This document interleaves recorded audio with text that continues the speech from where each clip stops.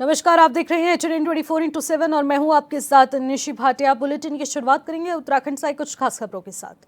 15 जून को केशरी धाम में लगने वाले मेले को लेकर राज्य के मुख्य पुष्कर सिंह धामी ने इसे लेकर उच्च स्तरीय बैठक की है, जिसमें उन्होंने केशरी धाम मेले की व्यापकता और श्रद्धालुओं की सुविधा को ध्यान में रखते हुए तत्कालीन और मध्यकालिक और दीर्घकालिक योजनाएं तैयार करने के निर्देश दिए हैं। मुख्यमंत्री ने स्पष्ट किया है कि तत्कालिक उपायों को लेकर मेले के वर्तमान संचालन को बेहतर बनाया जाए, साथ ही साथ मध्यकालिक दीर्घकालिक योजनाओं में स्थायी और सुदृढ़ प्रबंधन प्रणाली विकसित की जाए। इसके साथ ही मुख्यमंत्री ने जिस तरीके से बताया कि सैनिटेरियन में भवाली पेट्रोल पंप से आगे तक लगभग 3 किलोमीटर मार्ग पर हो रही कटिंग कार्य को युद्ध स्तर पर पूरा करने के निर्देश दिए गए, ताकि यातायात व्यवस्था को और बेहतर किया जा सके। बैठक में नैनीताल के GM वंदना सिंह ने बताया कि प्रसिद्ध धार्मिक स्थल केशरी धाम में मेले में श्रद्धालुओं की संख्या प्रतिवर्ष बढ़ रही है और एक साल में लगभग 24 लाख श्रद्धालुओं ने केशरी धाम के दर्शन किए हैं। इस वर्ष श्रद्धालुओं की संख्या में और अधिक वृद्धि की संभावना है। जिलाधिकारी ने बताया कि केशरी धाम की धारणा क्षमता कम है, ऐसे में जबकि मेले के दौरान क्षमता से कई गुना अधिक लोग यहां पर आते हैं। इस वर्ष मेले में 3 लाख श्रद्धालुओं के आने की संभावना है, जिससे ट्रैफिक प्रबंधन और भीड़ नियंत्रण के लिए व्यवस्थित प्लान तैयार किया जाएगा। उन्होंने भविष्य में केशरी धाम में आने वाले श्रद्धालुओं के लिए पंजीकरण व्यवस्था लागू करने और अधिकतम सीमा निर्धारित करने का भी सुझाव दिया है, जिससे यात्रा को सुरक्षित, सुव्यवस्थित और सुगम बनाया जा सके।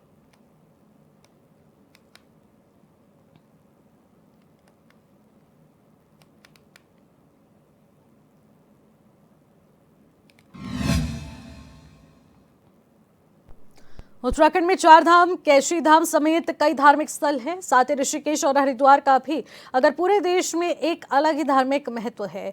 वहीं नैनीताल, मसूरी जैसे कई पर्यटन स्थल भी हैं, जिस वजह से उत्तराखंड में पूरे देश से आने वाले श्रद्धालु और पर्यटकों की संख्या करोड़ों में होती है।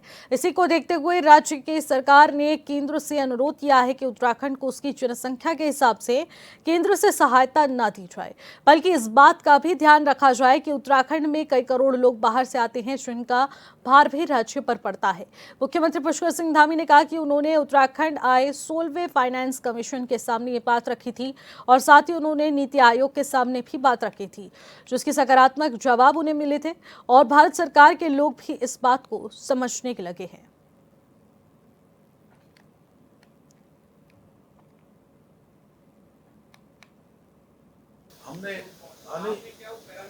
हमने उनको यही कहा था। अभी हमारे 16वां फाइनेंस कमीशन अभी आया था, उस 16वें फाइनेंस कमीशन में ही हमने अनुरोध किया है उनसे कि हमें जो है आप हमारा मापक केवल इस आधार पर मत करिए कि हम कितने लोग हैं, हमें कितने लोगों के लिए इस प्रकार की अवस्थापना करने पड़ते हैं, उसके आधार पर हमको दीजिए। नीति आयोग में भी ये बात रखी है और भारत सरकार में भी इस बात को बहुत भली भांति लोगों को अच्छे से ध्यान में आ गई है कि ये पौड़ी के विधानसभा क्षेत्र अंतर्गत लवाली ब्लॉक में विधायक राजकुमार पोरी ने लिफ्ट सिंचाई योजना का शिलान्यास किया है। साथ ही उन्होंने 4 किलोमीटर लंबे मोटर मार्ग का डामरीकरण और सुधारीकरण कार्य का लोकार्पण किया। इस मौके पर लवाली बाजार में विधायक का फूलमाला और पारंपरिक वाद्य यंत्रों के साथ स्थानीय लोगों ने जोरदार स्वागत किया। वहीं मौके पर विधायक ने जनता को आश्वस्त किया है कि उनकी सरकार जनता की सुख सुविधा और यातायात को लेकर लगातार प्रयासरत है।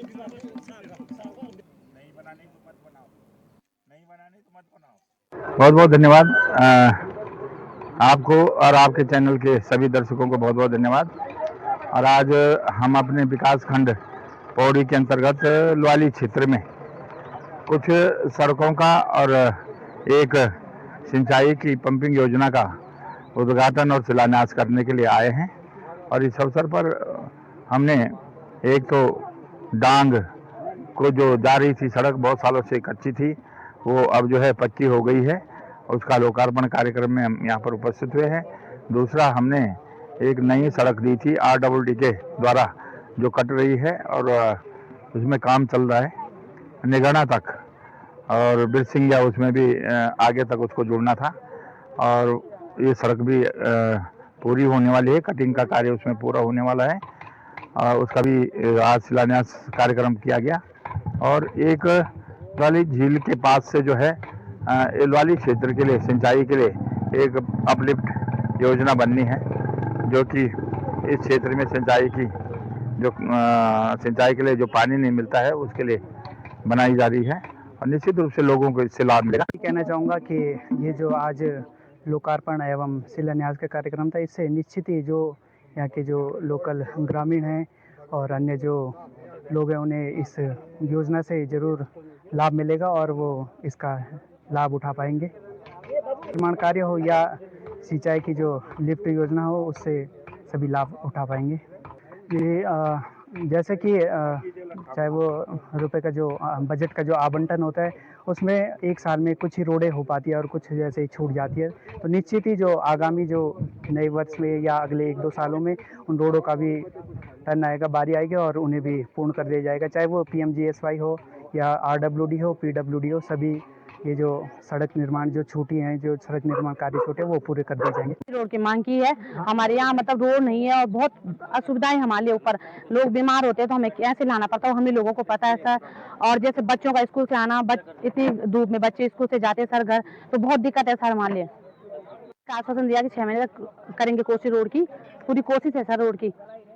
बहुत जिस सर मतलब रोड के कारण यहाँ से पलायन हो रहा है, तो हम चाहते हैं कि सर बहुत अच्छा जैसे रहेगा, लोग गांव में आए, गांव में रहें, और बस सर यही बहुत सारी खुशी रहेगी, बहुत खुशी रहेगी सर। बातें सर ऊपर से नीचे थी, आपको पता है सर यहाँ से बहुत ऊपर है हमारा गांव, सीधा लास्ट में, मतलब इतनी बड़ी चढ़ाई सर, बच्चों के लिए दिक्कत है, बुजुर्गों के लिए दिक्कत है, बहुत सारा। उत्तराखंड अनुसूचित जाति आयोग के अध्यक्ष मुकेश कुमार अल्मोड़ा पहुंचे, जहां उन्होंने जनप्रतिनिधियों से मुलाकात कर अधिकारियों के साथ अनुसूचित जातियों के लिए संचालित योजनाओं और कार्यक्रमों की समीक्षा की। उन्होंने तमाम योजनाओं से लाभान्वित हुए लोगों और वंचित लोगों के विषय में जानकारी ली और अनुसूचित जाति के लोगों को लाभान्वित करने के लिए जरूरी दिशा निर्देश दिए हैं। इस दौरान उन्होंने कहा कि अनुसूचित जाति बाहुल्य क्षेत्रों में SCCP के तहत योजनाओं में गुणवत्ता के साथ कार्य किए जाए, साथ ही स्कूलों में ये सुनिश्चित किया जाए कि कोई भी विद्यार्थी छात्रवृत्ति से वंचित न रहे। इसका पूरा डेटा तैयार किया जाए।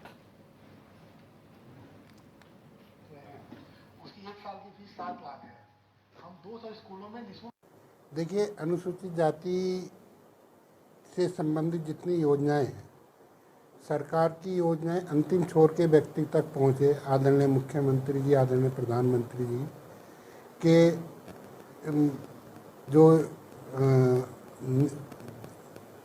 योजनाओं का धरातल वास्तव में अंतिम छोर के व्यक्ति तक लाभ पहुँचे, उसके नियमित ये बैठक की गई है और आयोग समय समय पर समीक्षा बैठक करता रहता है।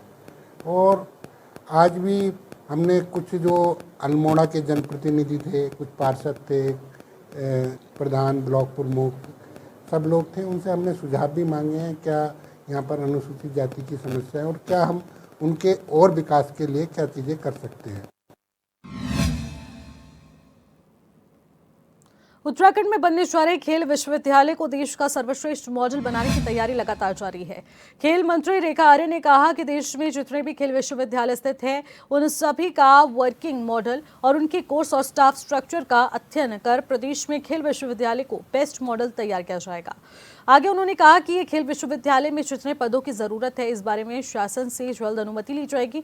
साथ ही मंत्री ने बताया कि खेल विश्वविद्यालय के प्रस्ताव पर केंद्र स्तर से वन विभाग का जो भी आपत्ति रही है, उसका निवारण किया जा रहा है और जिसमें आगामी 29 अगस्त को राष्ट्रीय खेल दिवस पर विश्वविद्यालय का शिलान्यास किया जा सके। देखिए, नेशनल गेम के उपरांत में हम लोग लगातार इस प्रयास में हैं कि अपने प्रदेश में, चाहे वो चैम्पियनशिप हो, चाहे वो नेशनल गेम्स हो, चाहे वो इंटरनेशनल मैचेस हो, चाहे वो एशियन मैचेस हो, वो होवें और वे लगातार उसके बाद से अपने यहाँ आहूत किए जा रहे हैं। मेरे को भी कई कार्यक्रमों में प्रतिभाग करने का मौका मिला है, जहाँ पर हमारे परेड ग्राउंड से लेकर हमारे रजत जयंती खेल परिसर के उपयोग से लेकर हल्द्वानी में मानस खंड खेल परिसर के उपयोग से लेकर मैं समझती हूँ सब जगह लगातार कार्यक्रम चले हुए हैं। और पैरेलली हम लोग एक लेगेसी प्लान भी हम लोग तैयार किए हुए हैं जो अभी वित्त में लंबित है। इसके अतिरिक्त स्पोर्ट्स यूनिवर्सिटी को लेके भी पूरी सक्रियता है कि स्पोर्ट्स यूनिवर्सिटी की जो औपचारिकताएं हैं, चाहे वो लैंड ट्रांसफ़र को लेकर हो, पद सृजन को लेकर हो, उसको भी लेकर जो है गतिविधियां तेज़ी में है, क्योंकि हमने एक लक्ष्य दिया है कि हम 29 अगस्त को हम उसका शिलान्यास और भूमि पूजन से उसकी शुरुआत करना चाहेंगे। तो विभाग उस दिशा में प्रयासरत है। निश्चित रूप से फॉरेस्ट की क्लियरेंस में समय लगता है, लेकिन गंभीरता के प्रयास है। तो मैं यही उम्मीद करती हूँ कि 29 अगस्त में एक अच्छी शुरुआत होगी। गर्ल्स स्पोर्ट्स कॉलेज भी आप हम लोग अस्तित्व में जिसका जियो हो चुका है, उसे भी हम शिलान्यास और भूमि पूजन से आप बहुत जल्द उसकी शुरुआत भी देखेंगे। तो लगातार मैं समझती हूँ कि खेल और खिलाड़ियों के क्षेत्र में डिपार्टमेंट की ओर से भी, सरकार की ओर से लगातार जो है उस पर काम हो रहा है। केंद्र की मोदी सरकार को 11 साल पूर्ण हो गए हैं, जिसको लेकर बीजेपी जश्न मना रही है। वहीं दूसरी ओर कांग्रेस बीजेपी सरकार के इन 11 सालों पर सवाल उठा रही है। कांग्रेस विधायक प्रीतम सिंह का कहना है कि बीजेपी सरकार के 11 साल घोर निराशाजनक रहे हैं। इन 11 सालों में महंगाई, बेरोजगारी चरम पर है, किसान सड़कों पर है, महिलाओं पर अत्याचार सबसे ज्यादा हुआ है, मणिपुर जल रहा है और देश के प्रधानमंत्री को वहां जाने की फुर्सत तक नहीं है। घोर निराशाजनक वाले वर्ष रहे हैं। महंगाई चरम पर, बेरोजगारी चरम पर, किसान सड़कों पर, महिलाओं पर अत्याचार सबसे ज्यादा, मणिपुर जल रहा है, देश के प्रधानमंत्री को वहां जाने की फुर्सत नहीं मिल पा रही, राज्य के अंदर कानून व्यवस्था ध्वस्त, और राज्य में तो दुर्भाग्यपूर्ण स्थिति है कि महिलाओं पर जो अत्याचार हो रहे हैं, उन अत्याचारों में, उन अपराधों में भारतीय जनता पार्टी के नेता संलिप्त हैं। अंकिता भंडारी को समुचित न्याय नहीं मिल पाया है। सरकार सफेद पोशों को बचाने का काम कर रही है। हरिद्वार के अंदर भूमि घोटाला हुआ है, उस भूमि घोटाले में सफेद पोश संलिप्त है। सरकार उनका नाम नहीं खोल रही है, उसको उजागर नहीं कर रही है। सीबीआई जांच हो तो सब, मैं समझता हूँ सब चीजें सामने आए। खनन अपने चरम पर है। खनन माफिया प्रदेश को संचालित करने का काम कर रहे हैं। अब सत्ता में बैठे हुए लोग जब प्रदेश की खनन नीति पर प्रश्न खड़े करें, और एक तो पूर्व मुख्यमंत्री, ऊपर से सांसद हरिद्वार, उन्होंने तो लोकसभा में इस बात को उठाने का काम किया कि राज्य के अंदर अवैध खनन हो रहा है। विधायक सड़कों पर उतर करके ट्रैक्टर ट्रॉली रोकने का काम कर रहे हैं। हालात बद से बदतर। अब इसी कड़ी में देहरादून में मोदी सरकार के 11 साल पूरे होने पर कार्यक्रम का आयोजन किया जाएगा, जिसमें मुख्यमंत्री पुष्कर सिंह धामी समेत बीजेपी के कई वरिष्ठ पदाधिकारी शामिल होंगे, जिसको लेकर बीजेपी प्रदेश प्रवक्ता कमलेश रमन का कहना है कि बीजेपी पूरे प्रदेश में अलग अलग स्थानों पर इसी तरह से कार्यक्रम का आयोजन कर रही है। उनका कहना है कि केंद्र सरकार की योजनाओं को जन जन तक पहुंचाने का हमारा लक्ष्य है। देखिए, देश के प्रधानमंत्री जी के 11 साल सेवा, सुशासन और गरीब कल्याण की जो हमारी योजनाएं थी, उनको हमने अंतिम छोर तक पहुंचाने की पूरी कोशिश करी है। और देश के प्रधानमंत्री जी ने जिस तरीके से हर वर्ग के लिए काम किया है, हर वर्ग को योजना देने का काम किया है तमाम, उसमें अगर मैं आज बात करूं, आज हमारी जो मीट है यहाँ पर महानगर के अंदर, बल्कि पूरे प्रदेश के अंदर प्रत्येक जिलों में आज हमारी जो प्रबुद्ध जन है उनके साथ बैठक है, और अलग अलग सभी हमारे राज्य मंत्री हो, कैबिनेट मंत्री हो, सभी बैठक ले रहे हैं। और देहरादून के अंदर माननीय मुख्यमंत्री श्री पुष्कर सिंह धामी जी आज बैठक लेंगे, और ये एक ऐसी बैठक है जिसमें देश के प्रधानमंत्री जी ने जो हमारे प्रबुद्ध जनों के लिए क्या क्या किया है, चाहे उसमें हमारा व्यापारी वर्ग हो, शिक्षक हो, प्रोफेसर हो, डॉक्टर हो, तमाम जितने भी वर्ग हमारे प्रबुद्ध यहाँ पर आते हैं देश के अंदर या प्रदेश के अंदर या जिले के अंदर, उन सब के साथ बैठ करके कि हमने क्या खोया, क्या पाया और बेहतर हम क्या कर सकते हैं, उन सब के विचार विमर्श को लेकर के देश के प्रधानमंत्री तक पहुंचाया जाएगा, ताकि हम और बेहतर देश के लिए, समाज के लिए और इस दुनिया के लिए क्या कर सकते हैं। मुझे लगता है कि इसलिए आज पूरे देश के अंदर इस तरह की बैठकें चल रही हैं। फिलहाल यहाँ रुकेंगे एक छोटे से ब्रेक के लिए। ब्रेक के बाद लौटते हैं। आप देखते रहिए HNN 24/7।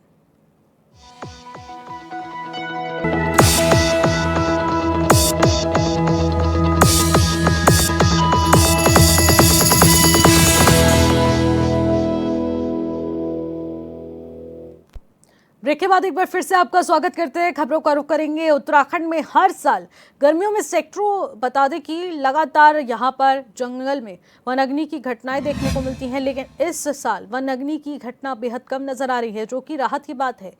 वहीं मौसम विशेषज्ञों के अनुसार बारिश और वन विभाग की सतर्कता के कारण इसमें कमी देखने को मिल रही है। ज्यादा जानकारी देते हुए वन मंत्री सुबोध उनियाल ने बताया कि जन भागीदारी, जिला प्रशासन और वरिष्ठ अधिकारियों को नोडल अधिकारी बनाकर जिम्मेदारी देने का यहां पर काम किया गया था और इसके साथ ही लगातार विभाग स्तर पर 5000 से ज्यादा जागरूकता अभियान चलाए जा रहे हैं ताकि विभाग अनुशासन पालन करते हुए वन अग्नि की समस्या को रोकने की कोशिश में निरंतर काम करता रहे। पूछ लो, देखिए अगर आप देखेंगे पिछले 4 वर्षों में इस सरकार बनने के बाद तीनों वर्ष 22, 23, 24, 25 में लगातार उससे पूर्व के वर्षों के मुकाबले वनाग्नि घटनाओं में लगातार कमी आई है। और इस वर्ष तो अभी पिछले वर्षों के मुकाबले बमुश्किल 15% ही वनों में क्षति की अभी अंदाजा है। तो ये कुल मिलाकर के कम्युनिटी इन्वॉल्वमेंट, जो जन सहभागिता को हमने प्रायोरिटी दी, और जिला प्रशासन के इन्वॉल्वमेंट, और उसके बाद इस बार वरिष्ठ अधिकारियों को जिस तरह से हर जिले में नोडल अफसर के रूप में भेजा गया, ये इन्हीं प्रयासों का वो है कि इस समय वन विभाग पूरी अनुशासित होते हुए हमारे सारे कर्मचारी वनाग्नि की घटनाओं को रोकने में काम कर रहे हैं।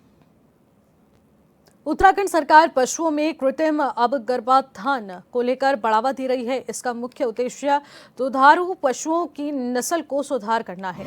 अब आवारा सांडों से छुटकारा पाना और प्रजनन संबंधी बीमारियों को रोकना है।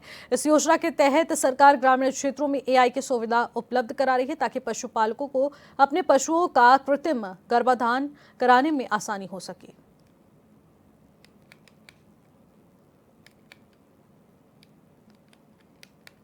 देखिए, हमारे यहाँ हम जो इस साल हमारा फोकस जो है वो पशुओं में आर्टिफिशियल इंसेमिनेशन और सेक्स सॉर्टेड सीमन के ऊपर है। हम चाहते हैं कि जो हमारा परसेंटेज है वो अभी आर्टिफिशियल इंसेमिनेशन और सेक्स सॉर्टेड सीमन का लगभग 25 से 30% के बीच का है, जबकि विश्व में जो टेक्नोलॉजी नई इस्तेमाल हो रही है उसका परसेंटेज 50 के आसपास है, 50% सक्सेस रेट। हम उन टॉप कंपनीज़ के मिलने गए थे। हम अपने जो लैब्स हैं उनमें जो इक्विपमेंट यूज़ कर रहे हैं वो पुराने इक्विपमेंट्स हैं, 20 साल पहले उसको इंस्टॉल किया गया था। हम उसको अपग्रेड करना चाहते हैं और चाहते हैं कि उत्तराखंड में ये जो आवारा पशु की भी समस्या है, जब बच्चियाँ शुरू हो जाएंगी होना, 90% हम सक्सेस रेट पे आएंगे, तो हमारे यहाँ ये आवारा पशुओं की भी समस्या कम। बीते दिनों केदारनाथ धाम जा रही हेलीकॉप्टर में आकस्मिक लैंडिंग के दौरान दुर्घटनाग्रस्त हो गया था। हालांकि इस दुर्घटना में किसी प्रकार की मानव क्षति नहीं हुई, लेकिन इस दुर्घटना में हेली सेवाओं के संचालन पर कई सवाल खड़े हो रहे हैं। चारधाम यात्रा के शुरू होने के बाद इन धामों में श्रद्धालुओं का हुजूम उमड़ने लगता है।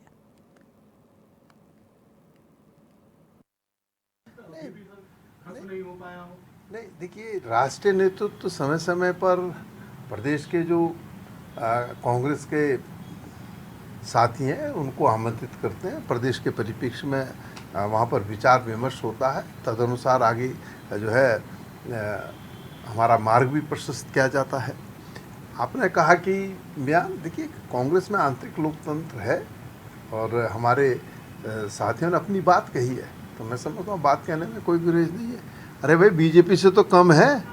वहाँ तो पूर्व मुख्यमंत्री जी ने लोकसभा में कह दिया, पूरे देश के अंदर ये संदेश दे दिया कि उत्तराखंड राज्य के अंदर अवैध खनन हो रहा है। उसका तो आप लोग कुछ कहते नहीं, उसमें तो आप चुप हो जाते हैं, मौन हो जाते हैं। कांग्रेस के हम साथी हैं, कोई बात कहते हैं उसको आप कहते हैं कि बहुत बड़ी बात हो गई। आप भी ज़रा तिल का ताड़ कम बनाया करो। उनका प्रॉपर चला सर।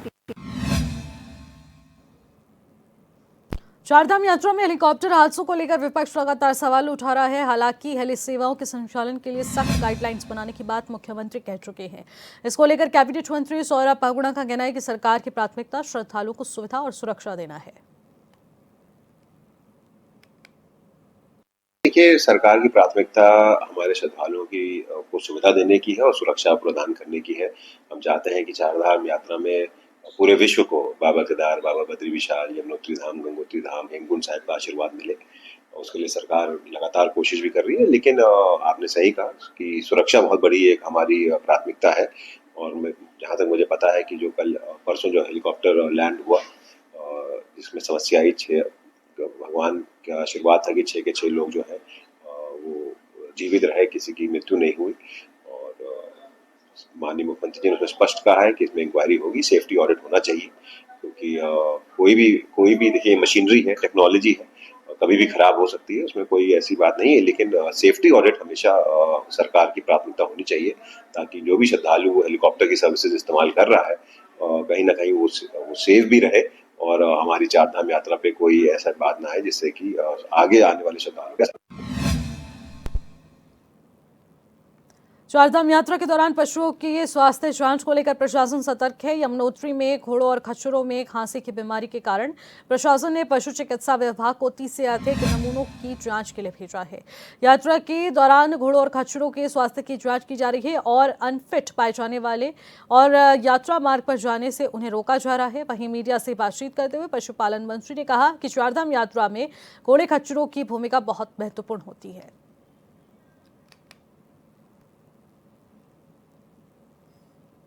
कि लगातार हमारा विभाग मॉनिटरिंग कर रहा है। चारधाम यात्रा में घोड़े खच्चर जो हैं बहुत अहम भूमिका निभाते हैं श्रद्धालुओं को बाबा केदार का आशीर्वाद दिलाने के लिए। हम दिन में लगभग 16,000 यात्री को ऊपर से नीचे लाते हैं और बीच में आप सबको मालूम है कि एक पूरे उत्तराखंड में बहुत ज़्यादा बीमारी फैली थी इक्वाइन इन्फ्लुएंजा की। हमने विभाग सतर्क था क्योंकि हमने यात्रा शुरू होने के 1.5 महीने पहले ही गांव में छोटे छोटे कैंप लगा के हेल्थ कैंप्स चेकअप शुरू कर दिए थे और वहीं से हमको पता चला था कि ये बीमारी फैली है। उसके बाद उत्तराखंड मेरे ख्याल से देश का पहला प्रदेश होगा जिसने 20 दिन के अंदर अंदर 16,000 से ज़्यादा घोड़ों की हमने स्क्रीनिंग करी। जो अनफिट घोड़े थे, जो इन्फ्लुएंजा जिनमें पाया गया, उनको हमने क्वारंटीन किया और जो नेगेटिव थे उनको हमने यात्रा में जाने की परमिशन दी। लेकिन बीच यात्रा शुरू होने के बाद कुछ हमें खबर आई कि 2 दिन में 13 घोड़ों की डेथ हुई थी और जब मैं हमारे सचिव और डायरेक्टर वहाँ पर गए, उन्होंने बैठक ली, हमें शक था कि इन्फ्लुएंजा के कारण ये डेथ हुई है, लेकिन